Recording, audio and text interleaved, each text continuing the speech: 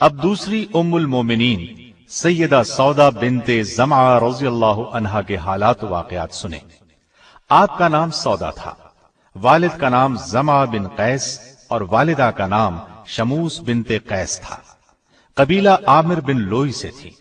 یہ قریش کا ایک مشہور قبیلہ تھا۔ آپ کی کنیت ام الاسود تھی۔ نبی اکرم صلی اللہ علیہ وسلم کے عقد میں آنے سے پہلے سکران بن عمرو عامری کے نکاح میں تھی۔ سکران ان کے والد کے چچا زاد بھائی تھے۔ ابتدا ہی میں مسلمان ہوئی۔ ان کے شوہر نے بھی اسلام قبول کیا۔ حبشہ کی پہلی ہجرت کے وقت بھی دونوں مکے میں رہ کر کفار کی سختیاں برداشت کرتے رہے۔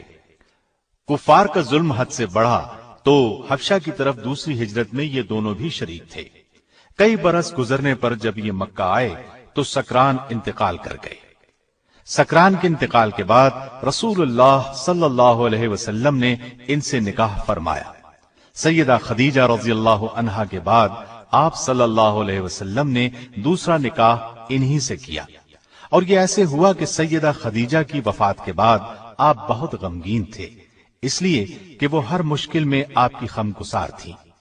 آپ صلی اللہ علیہ وسلم کی حالت دیکھ کر عثمان بن مظعون رضی اللہ عنہ کی اہلیہ سیدہ خولہ بنت حکیم رضی اللہ عنہا نے آپ کی خدمت میں حاضر ہو کر عرض کیا، اے اللہ کے رسول صلی اللہ علیہ وسلم، کیا آپ کو ایک مونس اور غمگسار ساتھی کی ضرورت ہے؟ آپ نے فرمایا ہاں۔ اس پر وہ سیدہ سودا رضی اللہ عنہا اور ان کے والد کے پاس گئیں اور ان سے کہا، اللہ تعالیٰ نے آپ پر خیر و برکت کے دروازے کھول دیے ہیں۔ انہوں نے پوچھا وہ کیسے؟ سیدہ خولہ نے کہا، مجھے رسول اللہ صلی اللہ علیہ وسلم نے آپ کی طرف بھیجا ہے۔ میں آپ صلی اللہ علیہ وسلم کی طرف سے شادی کا پیغام لائی ہوں۔ سیدہ سودا رضی اللہ عنہا نے فرمایا، مجھے منظور ہے، لیکن آپ میرے والد سے بات کر لیں۔ جب ان سے بات ہوئی تو انہوں نے بھی کوئی اعتراض نہ کیا۔ اس طرح یہ نکاح ہوا۔ 400 درہم حق مہر مقرر ہوا۔ یہاں میں یہ وضاحت کر دوں، بعض علماء نے لکھا ہے کہ سیدہ سودا سے پہلے آپ صلی اللہ علیہ وسلم نے سیدہ عائشہ رضی اللہ عنہا سے نکاح کیا تھا۔ حافظ ابن کثیر نے اسی کو صحیح کہا ہے، لیکن بہت سے دوسرے مورخین اور علماء کا قول ہے کہ دوسرا نکاح سیدہ سودا رضی اللہ عنہا سے ہوا تھا۔ سیدہ سودا رضی اللہ عنہا کے مکمل حالات کتابوں میں زیادہ نہیں ملتے۔ نبوت کے 13ویں سال نبی کریم صلی اللہ علیہ وسلم نے ہجرت فرمائی اور مدینے تشریف لے گئے۔ وہاں سے آپ نے زید بن حارثہ رضی اللہ عنہ کو مکہ مکرمہ بھیجا تاکہ وہ سیدہ سودا اور دوسرے اہل خانہ کو مدینے لے آئیں۔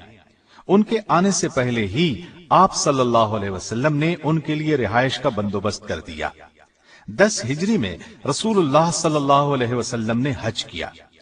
اس موقع پر سیدہ سودا رضی اللہ عنہا بھی ساتھ تھیں۔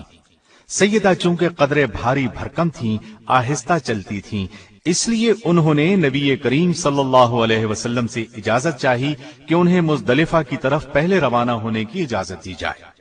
آپ صلی اللہ علیہ وسلم نے اجازت دے دی۔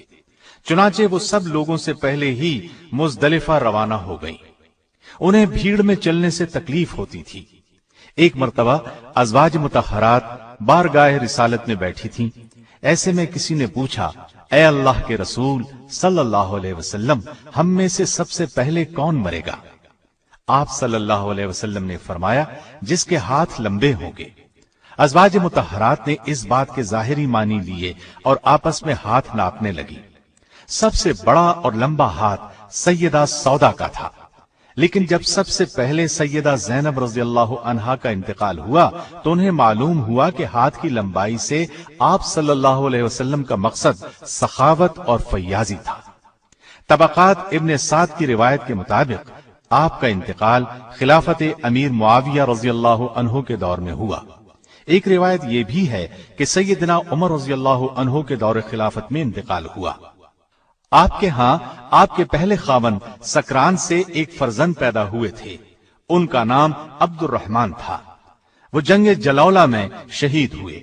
نبی کریم صلی اللہ علیہ وسلم سے آپ کے ہاں کوئی اولاد نہیں ہوئی۔ آپ سب سے زیادہ دراز قد اور موٹاپے کی طرف مائل تھی۔ کتب احادیث میں آپ سے صرف 5 احادیث روایت کی گئی ہیں، ان میں سے ایک صحیح بخاری میں بھی ہے۔ آپ نبی کریم صلی اللہ علیہ وسلم کے اخلاق کی جیتی جاگتی تصویر تھیں۔ اطاعت اور فرمانبرداری تو ان میں کوٹ کوٹ کر بھری ہوئی تھی۔ سیدنا ابو ہریرہ رضی اللہ عنہ فرماتے ہیں کہ نبی اکرم صلی اللہ علیہ وسلم نے حجۃ الوداع کے موقع پر تمام ازواج مطہرات کو مخاطب کر کے فرمایا، اس حج کے بعد اپنے گھروں میں بیٹھنا۔ چنانچہ سیدہ سودا اور سیدہ زینب بنت جحش نے اس حکم کی نہایت سختی سے تعمیل کی۔ سیدہ سودا رضی اللہ عنہا نے تو اس فرمان پر اس شدت کے ساتھ عمل کیا کہ کبھی حج پر بھی نہ گئیں۔ فرمایا کرتی تھی، میں حج اور عمرہ دونوں کر چکی ہوں اور اب رسول اللہ صلی اللہ علیہ وسلم کے حکم کے مطابق گھر سے نہ نکلوں گی۔ سیدہ سودا رضی اللہ عنہا حد درجے سخی تھی۔ اس صفت میں بھی آپ کا خاص مقام ہے۔ درہم و دینار سے انہیں کوئی محبت نہیں تھی، اللہ کے راستے میں خرچ کر دیتی تھی۔ ایک مرتبہ سیدنا عمر رضی اللہ عنہ نے سیدہ کی خدمت میں درہموں کی بھری ایک تھیلی بھیجی۔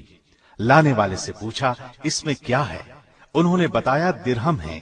فرمایا، کھجوروں کی طرح اب درہم بھی تھیلی میں بھیجے جانے لگے ہیں۔ یہ کہہ کر تمام کے تمام تقسیم کر دیے۔ آپ نے نبی کریم صلی اللہ علیہ وسلم سے الگ ہونے کے خوف سے اپنی باری عائشہ صدیقہ رضی اللہ عنہا کو دے دی۔ رسول اللہ صلی اللہ علیہ وسلم نے ان کی اس بات کو منظور فرما لیا۔ اور اگر کسی عورت کو اپنے خاوند کی طرف سے زیادتی یا بے رغبتی کا اندیشہ ہو تو میاں بیوی پر کچھ گناہ نہیں کہ آپس میں کسی چیز پر صلح کر لیں، اور صلح بہتر چیز ہے۔ Don't forget to like, comment, share and subscribe to